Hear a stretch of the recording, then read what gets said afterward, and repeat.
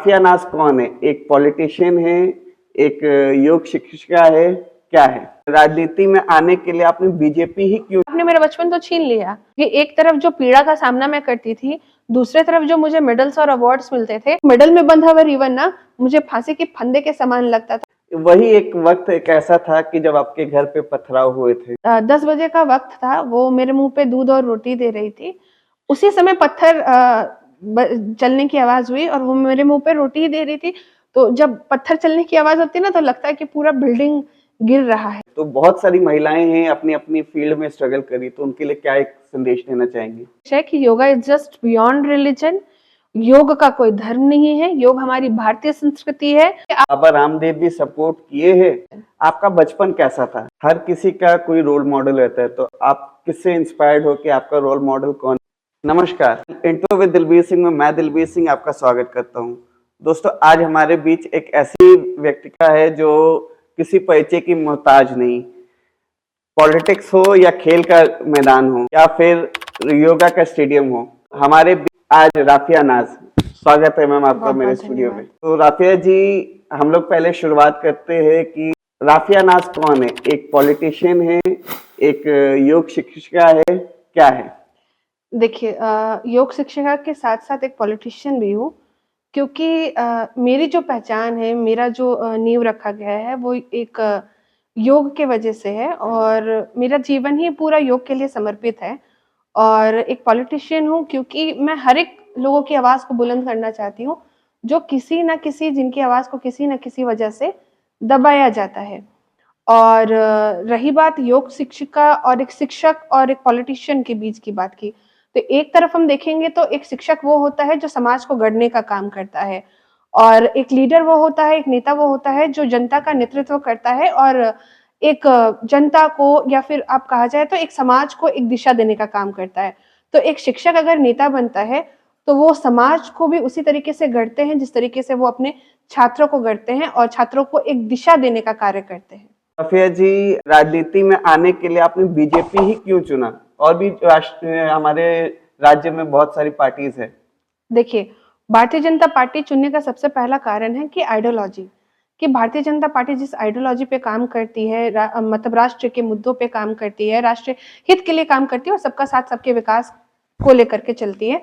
तो इन सारी बातों ने मुझे भारतीय जनता पार्टी की तरफ आकर्षित किया और ऑफ कोर्स आदरणीय श्री प्रधानमंत्री नरेंद्र मोदी जी ने जिस तरीके से हमारे भारतवर्ष को विश्व पटल पे एक स्थान दिलाया, एक पहचान दिलाई, तो इन सारी बातों ने मुझे भारतीय जनता पार्टी की तरफ आकर्षित किया और मैंने भारतीय जनता पार्टी ज्वाइन किया। आप अभी डुअल किरदार निभा रहे हैं, एक शिक्षिका का भी और एक आपका पॉलिटिशियन का भी, तो दोनों को कैसे आप मैनेज करते हैं, बैलेंस करते हैं? देखिए, सर्वप्रथम तो मैं एक इंसान हूँ और योग के लिए मेरा पूरा जीवन समर्पित है, तो इसको निभाने में कोई भी मेरे लिए डिफ़िकल्टीज़ नहीं होती है। योग एक टीचर की ड्यूटी हो या फिर एक पॉलिटिशियन की ड्यूटी हो।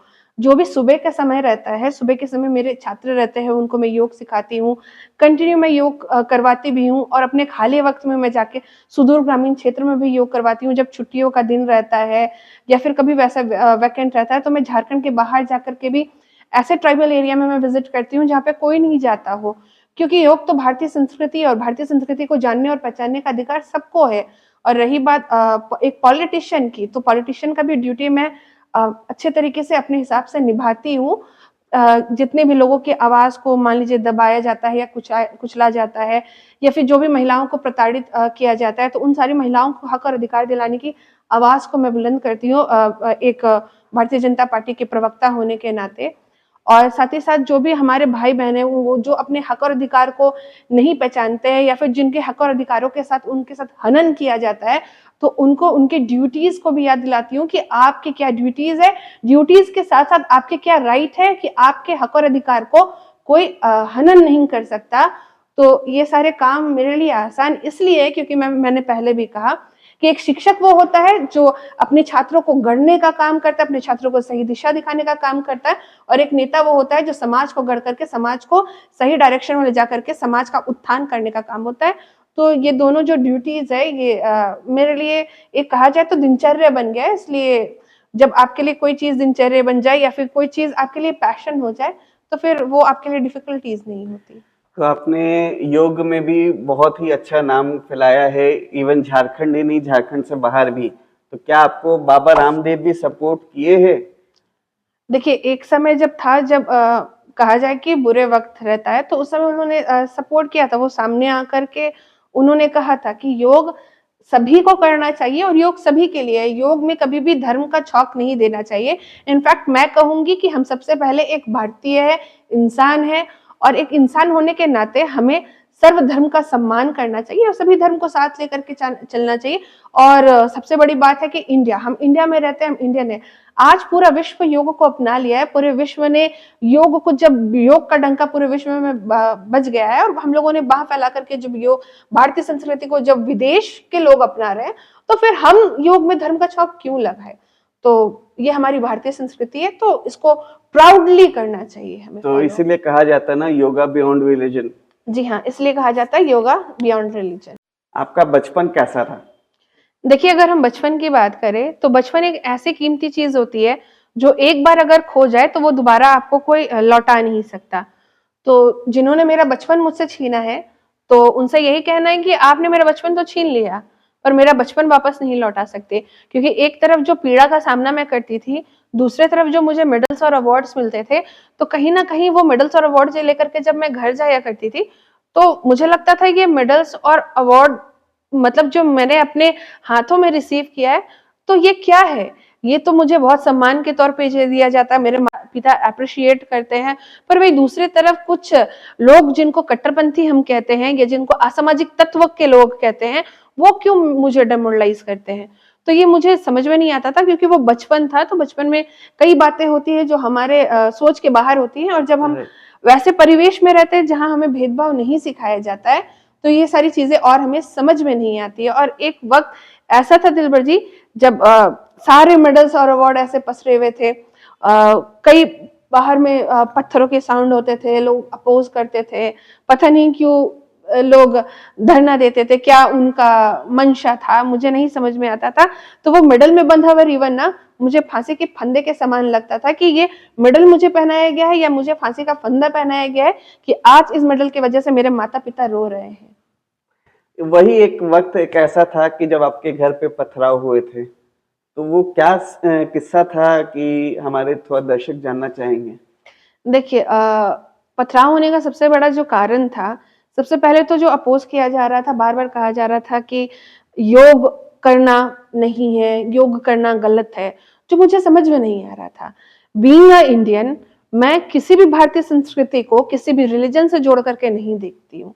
क्योंकि हिंदुस्तान में आप रहते हैं और हमारे नबी ने भी यही फरमाया है कि आप जहाँ भी रहें, अपने वतन के लिए वफ़ादार रहें। तो वफ़ादारी हमें सिखाई गई है। तो जब हमारी भारतीय संस्कृति योग है, तो फिर मैं योग के प्रति और अपने भारत के प्रति वफ़ादार क्यों नहीं रहूँगी? देश के लिए तो मुझे गला भी कटवाना पड़े तो आराम से कटवा लूँगी। इवन मेरे माता-पिता भी यही कहते हैं कि तुम अगर ऐसे ही मर गई तो मैं बहुत रोऊँगा, पर तुम अगर सच के लिए लड़ते हुए मरोगी ना, तो तुम्हारे लिए एक भी आँसू मेरे लिए आँख से नहीं निकलेगा। तो बात ये थी कि उस वक़्त टीवी चैनल पे एक मुफ्ती साहब आ रहे थे, मुफ्ती नदीमुद्दीन साहब। उन्होंने कहा था कि मेरे जनाज़े की नमाज़ नहीं होगी। और जब जनाज़े की नमाज़ नहीं होने की बात की जाती है, तो वो बहुत बड़ा, जैसे कि एक उदाहरण के तौर पे मान लीजिए कि कोई अगर सनातन धर्म के लोग अगर उनकी देहांत होती है, तो उनको मुखाग्नि देना पड़ता है। तो उनको मुखाग्नि नहीं दिया जाएगा, अगर बोला जाएगा तो किस तरीके का पीड़ा होगा। उसी तरीके से कहा गया एक नेशनल न्यूज़ में कि मेरे जनाज़े की नमाज़ नहीं होगी, तो उनको तो कई लोग फ़ॉलो करते हैं, कई लोग। तो जब कई लोग फ़ॉलो करते हैं, तो ज़ाहिर तौर से बात है कि आप अगर मिसकंसेप्शन फैलाएँगे, तो एक चीज़ को आप अगर बार-बार कहेंगे, तो लोग उसी के पीछे भागने लग जाते हैं। तो यही कारण रहा।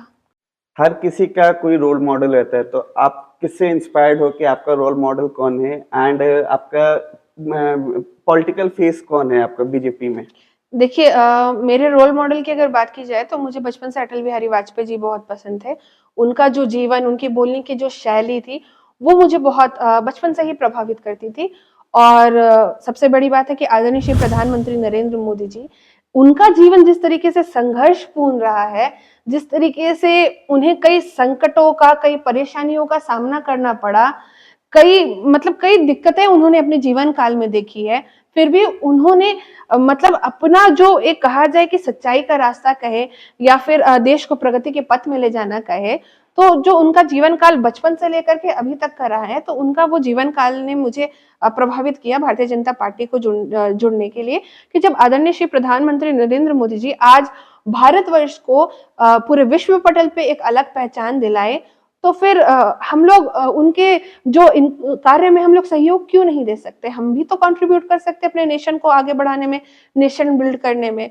तो जब एक गुजरात से एक बहुत गरीब घर का बेटा निकल करके जब देश का नेतृत्व कर सकता है, जब हम महिलाओं को 33% का आरक्षण दे सकता है, महिलाओं को बिल्ड कर सकते हैं, और चाहे वो मतलब देश में शिक्षा की लहर हो, योग की लहर हो, स्वास्थ्य, लोगों को स्वस्थ रहने की लहर हो, कई सारे जो नॉलेज ग्रामीण क्षेत्र में नहीं थे, ग्रामीण क्षेत्र तक नॉलेज की बात हो या फिर एम्पावर करने की बात हो, स्टूडेंट से इंटरेक्शन की बात हो, देश की आर्मी को सशक्त करने की बात हो, देश की आर्मी को पावरफुल करने की बात हो, कि आज देश की तरफ कोई बुरी नजर से आंख उठा करके भी नहीं देख सकता।